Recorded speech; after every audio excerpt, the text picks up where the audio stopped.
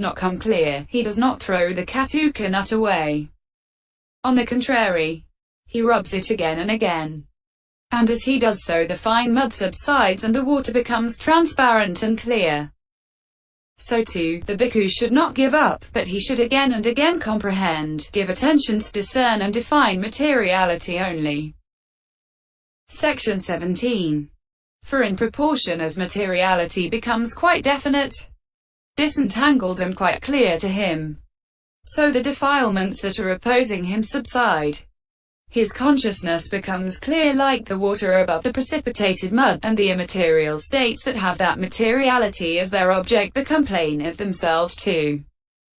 And this meaning can also be explained in this way by other analogies such as the pressing of sugarcane, the beating of criminals to make them confess, the taming of an ox, the churning of curds to produce butter, and the cooking of fish. How the immaterial states become evident. Section 18.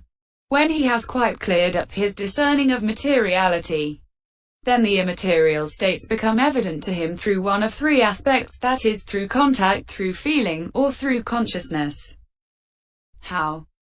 Section 19. 1. Opening parenthesis. A.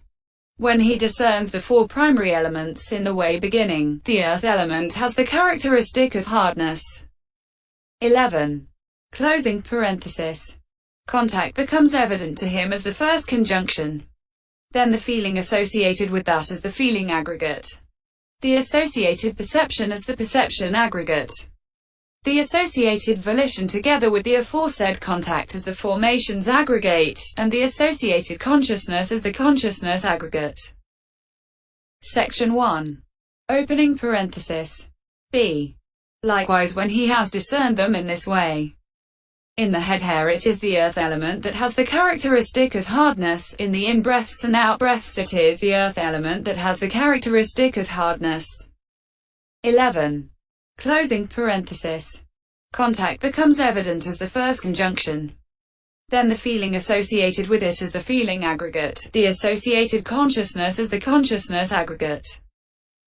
This is how immaterial states become evident through contact. Section 20. 2. Opening parenthesis. A. To another who discerns the four primary elements in the way beginning, the earth element has the characteristic of hardness. The feeling that has that as its object and experiences its stimulus as pleasant, etc., becomes evident as the feeling aggregate. The perception associated with that as the perception aggregate. The contact and the volition associated with that as the formations aggregate, and the consciousness associated with that as the consciousness aggregate. Section 2. Opening parenthesis. B. Likewise to one who discerns them in this way in the head hair it is the earth element that has the characteristic of hardness, in the in-breaths and out-breaths it is the earth element that has the characteristic of hardness. The feeling that has that as its object and experiences its stimulus becomes evident as the feeling aggregate, and the consciousness associated with that as the consciousness aggregate. This is how the immaterial states become evident through feeling. Section 21. 3. Opening parenthesis. A. To another who discerns the four primary elements in the way beginning, the earth element has the characteristic of hardness. The consciousness that cognizes the object becomes evident as the consciousness aggregate. The feeling associated with it as the feeling aggregate, the associated perception as the perception aggregate, and the associated contact and volition as the formations aggregate. Section 3. Opening parenthesis. B. Likewise to one who discerns them in this way in the head hair it is the earth element that has the characteristic of hardness, in the in-breaths and out-breaths it is the earth element that has the characteristic of hardness. The consciousness that cognizes the object becomes evident as the consciousness aggregate, and the associated contact and volition as the formations aggregate. This is how the immaterial states become evident through consciousness. Section 22. In the case of the ways of discerning materiality as consisting of the 42 aspects of the elements beginning with the head hairs, that is, 32 aspects of the body, 4 aspects of the fire element and 6 aspects of the air element, either by these same means given above or by means of the method beginning. In the camera-originated head hairs it is the earth element that has the characteristic of hardness, and also in the case of the methods of discerning materiality as consisting of the eye, etc. By means of the 4 primary elements in each, the construing should be done by working out all the differences in each method. Section 23. Now, it is only when he has become quite sure about discerning materiality in this way that immaterial states become quite evident to him in the 3 aspects.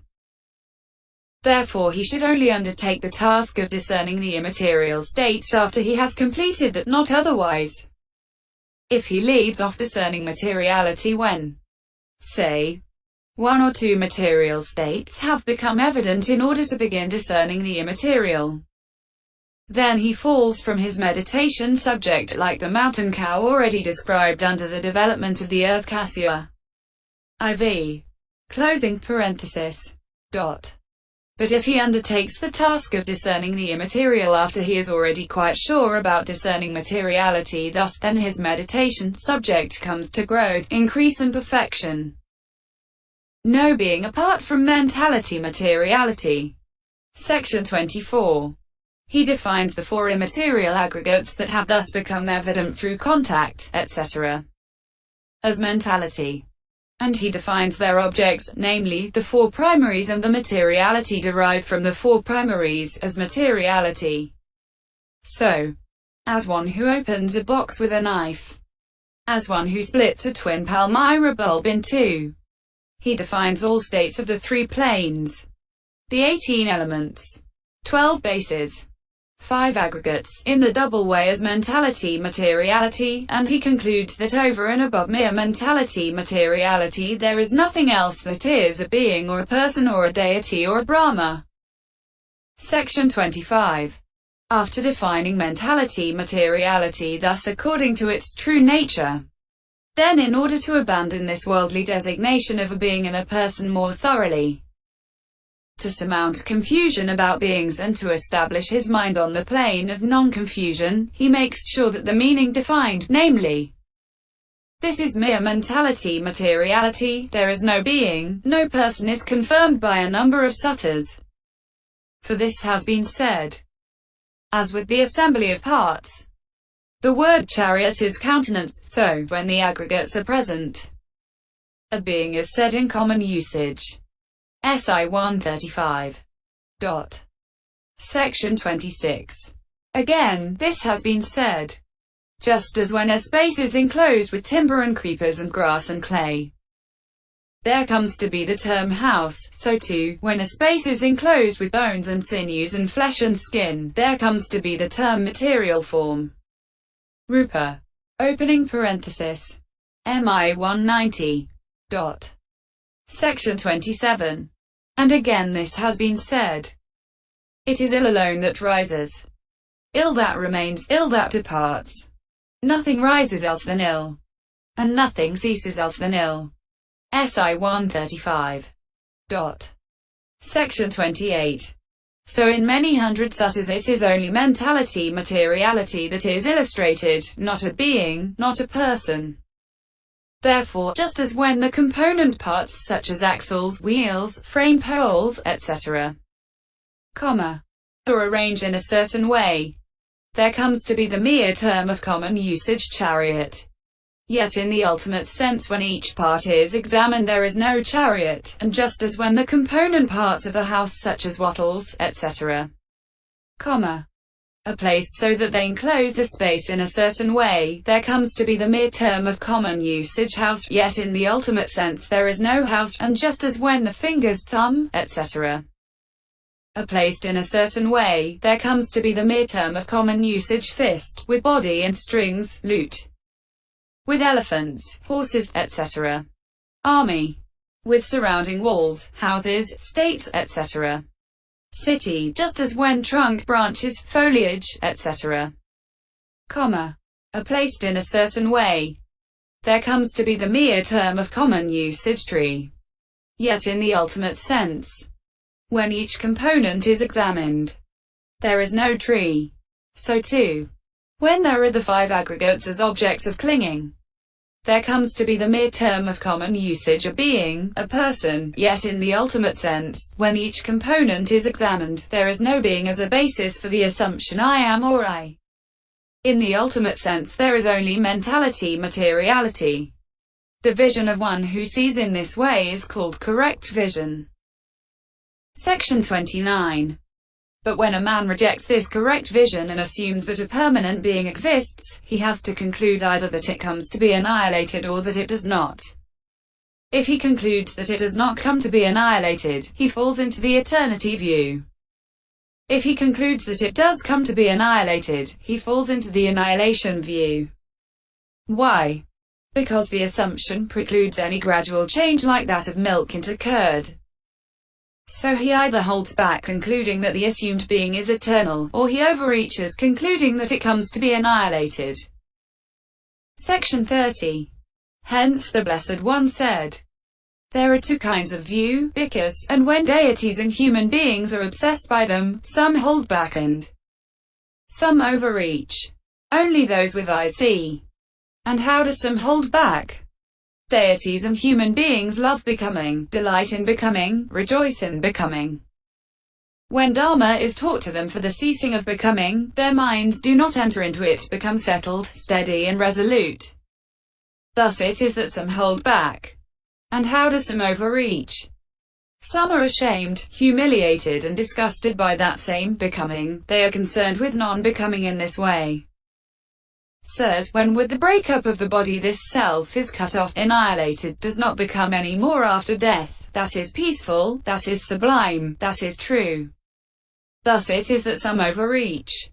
And how do those with eyes see? Here a bhikkhu sees what is become as become. Having seen what is become as become, he has entered upon the way to dispassion for it, to the fading away of greed for it, to its cessation. This is how one with eyes sees it. 43. Psi 159. Section 31. Therefore, just as a marionette is void, so listen without curiosity. And while it walks and stands merely through the combination of strings and wood, yet it seems as if it had curiosity and interestedness. So too, this mentality, materiality is void, soulless and without curiosity, and while it walks and stands merely through the combination of the two together, yet it seems as if it had curiosity and interestedness. This is how it should be regarded. Hence the ancients said, the mental and material are really here. But here there is no human being to be found, for it is void and merely fashioned like a doll, just suffering piled up like grass and sticks. Interdependence of mentality and materiality. Section 32. And this should be explained not only by means of the simile of the marionette, but also by means of the analogies of the sheaves of reeds and so on. For just as when two sheaves of reeds are propped one against the other, each one gives the other consolidating support, and when one falls the other falls, so too, in the five constituent becoming mentality, materiality occurs as an interdependent state, each of its components giving the other consolidating support, and when one falls owing to death, the other falls too. Hence the ancients said, the mental and material are twins and each supports the other. When one breaks up they both break up through interconditionality. Section 33. And just as when sound occurs having as its support a drum that is beaten by the stick, then the drum is one and the sound another. The drum and the sound are not mixed up together. The drum is void of the sound and the sound is void of the drum. So too, when mentality occurs having as its support the materiality called the physical basis, the door and the object, then the materiality is one and the mentality is another. The mentality and materiality are not mixed up together. The mentality is void of the materiality and the materiality is void of the mentality. Yet the mentality occurs due to the materiality as the sound occurs due to the drum. Hence the ancients said, the pentad based on contact comes not from the eye, or from things seen, or something that is in between. Due to a cause it comes to be, and formed as well. Just as the sound that issues from a beaten drum, the pentad based on contact comes not from the ear, or yet from sound, or something that is in between. Due to a cause, the pentad based on contact comes not from the nose, or yet from smells, or something that is in between. Due to a cause, the pentad based on contact comes not from the tongue, or yet from tastes, or something that is in between. Due to a cause, the pentad based on contact comes not from the body, or yet from touch, or something that is in between. Due to a cause being formed, it does not come from the material basis, nor does it issue from the mental datum base. Due to a cause it comes to be, and formed as well. Just as the sound that issues from a beaten drum. Section 34. Furthermore, mentality has no efficient power, it cannot occur by its own efficient power. It does not eat, it does not drink, it does not speak, it does not adopt postures. And materiality is without efficient power. It cannot occur by its own efficient power. For it has no desire to eat, it has no desire to drink, it has no desire to speak, it has no desire to adopt postures. But rather it is when supported by materiality that mentality occurs. And it is when supported by mentality that materiality occurs. When mentality has the desire to eat, the desire to drink, the desire to speak, the desire to adopt a posture, it is materiality that eats, drinks, speaks, and adopts a posture. Section 35. But for the purpose of explaining this meaning, they gave this simile as an example. A man born blind and a stool-crawling cripple wanted to go somewhere. The blind man said to the cripple, "Look, I can do what should be done by legs, but I have no eyes with which to see what is rough and smooth." The cripple said, "Look, I can do what should be done by eyes, but I have no legs with which to go and come." The blind man was delighted, and he made the cripple climb up on his shoulder. Sitting on the blind man's shoulder, the cripple spoke thus: "Leave the left, take the right. Leave the right, take the left." Herein, the blind man has no efficient power. He is impotent. He cannot travel by his own efficient power, by his own strength. And the cripple has no efficient power. He is impotent. He cannot travel by his own efficient power, by his own strength. But there is nothing to prevent their going when they support each other. So too, mentality has no efficient power. It does not arise or occur in such and such functions by its own efficient power. And materiality has no efficient power. It does not arise or occur in such and such functions by its own efficient power. But there is nothing to prevent their occurrence when they support each other. Section 36. Hence this is said, they cannot come to be by their own strength, or yet maintain themselves by their own strength, relying for support on other states. Weaken themselves, and formed, they come to be. They come to be with others as condition. They are aroused by others as their objects. They are produced by object and condition, and each by something other than itself. And just as men depend upon a boat for traversing the sea, so does the mental body need the matter body for occurrence.